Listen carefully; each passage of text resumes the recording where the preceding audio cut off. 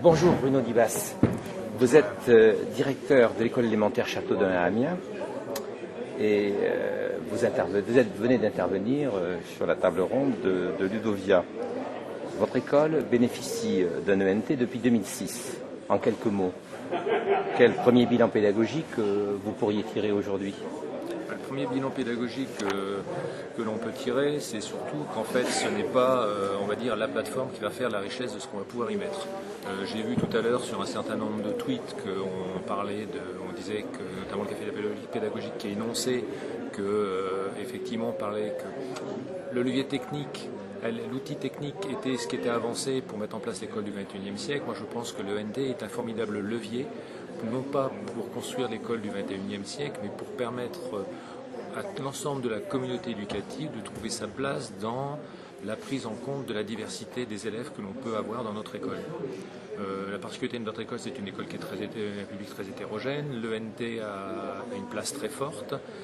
On est monté depuis 2006, on va dire, dans des choses présentes très différentes. On est passé de l'espace de dépôt à un espace collaboratif vrai, où les premiers collaborateurs ont été les élèves, qui ont montré comment ensemble ils apprenaient. Alors c'est vrai qu'il y a peu de temps, on a demandé aux élèves de qu'est-ce que voulait dire ENT. Ensemble, nous travaillons, embarquons de nouvelles traces, mais aussi par rapport à ce que j'ai vu ce matin, espace numérique d'apprentissage, ensemble nous apprenons. Et on apprend certes avec le maître dans la classe, on apprend aussi seul, parce que la particularité aussi, c'est que nos jeunes collègues, notamment professeurs des écoles, doivent apprendre que l'élève, l'enfant apprend certes en la présence de son enseignant, mais apprend aussi en dehors de sa présence et en co-apprentissage avec les familles. Et c'est justement cette dimension qui me semble assez importante à développer dans l'espace numérique de notre école actuellement. C'est quelle sera la place pour l'année 2011-2012 et quelle sera la place également, comme l'a évoqué l'une des intervenantes tout à l'heure, de la collectivité qui, elle, est celle qui nous permet d'avoir un outil et de l'utiliser. Alors nous avons réfléchi, comme je l'ai énoncé tout à l'heure dans l'intervention, le temps de l'enfant, c'est le scolaire et le périscolaire. Et l'un des premiers visuels, c'est la pause méridienne. Ce temps où l'élève est dans l'école, mais l'enfant dans l'école, où il doit respecter les mêmes règles que celles qu'il respecte pendant le temps scolaire, et on s'aperçoit qu'il y a digression et qu'il y a des comportements qui sont autres. Donc on a décidé de travailler avec l'animateur responsable de cette pause méridienne, de telle façon qu'on puisse mettre en avant ce qui est fait en termes d'animation, je dis bien en termes d'animation, que les parents puissent avoir un visuel, donc quelque part on appâte les parents sur quelque chose qu'ils auraient quelque part caché souvent, parce qu'ils savent que l'enfant est pris en charge de midi moins le quart à 13h35, mais très peu de parents savent réellement ce qui s'y fait. Et aussi quelque part, la collectivité, non pas qu'elle ait un droit de regard, mais peut aussi s'informer de ce qui est pratiqué et un visuel sur ce qui est pratiqué. Donc on a impliqué les animateurs, et notamment le responsable, sur ce temps-là. Les parents, eux, sont impliqués dans un espace qui est, dans un premier temps, plus restreint. L'entrée, c'était le conseil d'école. Les parents élus représentant les parents d'élèves, avec la possibilité de discuter sur un forum de sujets qui seront à débattre au sein même du conseil d'école. C'est suite à un ordre du jour qui est préétabli. Ça commence à se faire, notamment on a essayé de lancer un débat sur les rythmes scolaires au moment de la consultation.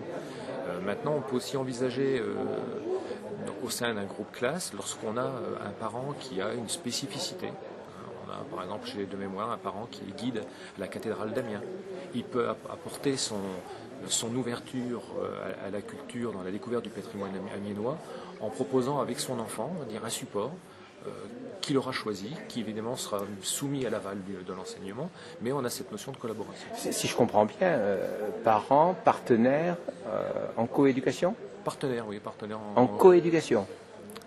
En coéducation, c'est encore difficile de l'accepter pour les collègues. Quoi. Alors justement, les enseignants, dont les maîtres, selon vous, ils y sont venus facilement, avec réticence, avec enthousiasme, avec hésitation, comment ? Quelle est l'attitude des collègues ? Vous avez tous les degrés. Tous les degrés. Et aujourd'hui, alors le bilan ? Aujourd'hui, le bilan, c'est qu'on a des collègues qui sont très enthousiastes, qui sont toujours, qui vont toujours de l'avant. Oui.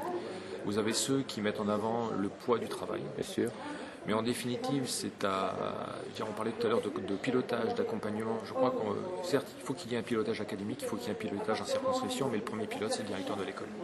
Mais alors, bon, d'accord, école, moi je l'appelle l'école augmentée, l'école à la maison d'une certaine façon. Hein, bon.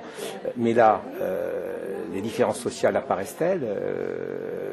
Est-ce que tous vos élèves à la maison ont un accès à Internet? Est-ce que tous vos élèves à la maison, ont un ordinateur leur permettant d'accéder à cette ENT? C'est une précaution qu'on a prise, bien évidemment. Et comment vous avez géré ça? C'est-à-dire, dans un premier temps, on a fait en 2006 un état des lieux. Oui. 57% des familles possédaient un ordinateur, oui. quel qu'il soit, oui. bureau, portable, etc. Ce qui est la moyenne en France. La moyenne en France, c'est 57%, oui. 47% avaient un accès à l'Internet. Et sur les 47%, moins de 40% avaient accès à la DSL. Aujourd'hui, à la rentrée 2011, pratiquement 100% des familles sont équipées. On a vu des familles se collecter au sein même de la famille pour le Noël de l'enfant, pour lui offrir un ordinateur portable, et des parents, même avec des revenus modestes, investir dans une connexion pour que l'enfant puisse avoir accès à toutes les ressources, parce que on a notre espace numérique de travail, c'est la classe, après la classe, à la maison. J'aime pas trop ce terme après la classe à la maison parce que ça se continue, quoi. Ça se continue, c'est un continuum, mais c'est aussi un accès à des ressources qui parfois ne seraient jamais venues dans la famille. Alors ces ressources, qui les finance? La collectivité. C'est la collectivité. Oui, bon, si je comprends bien, l'ENT c'est un écran en classe pour l'élève. L'ENT ça peut être aussi un écran à la maison. J'ajoute pas la télé, ça fait beaucoup quand même comme écran, non? Est-ce que vous avez mesuré, par exemple, le temps moyen de passage devant un écran pour vos élèves, en faisant la somme de l'école et de la classe, et de l'école et de la maison, pardon? Doit passer en moyenne, je dirais, 2 à 3 heures par jour face à un écran. Il y a des élèves qui sont dès le matin face aux émissions télévisées, voilà. Il y a des élèves qui sont donc... Et l'ENT en ajoute? L'ENT en ajoute, mais l'élève est passif et actif. D'accord. Voilà, alors que... On va dire, et puis il y a aussi cette dimension d'accompagnement, je dirais, à la lecture. L'ENT se lit, l'ENT se parcourt. Tout à fait. Donc ça c'est important. Et l'avenir alors maintenant pour vous? L'avenir c'est faire en sorte que, je dirais,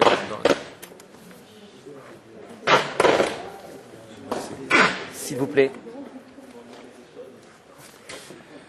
L'avenir, c'est faire en sorte qu'au niveau de l'école, l'ensemble des maîtres de l'école ait un niveau d'utilisation qui soit, on va dire, optimum. Merci beaucoup.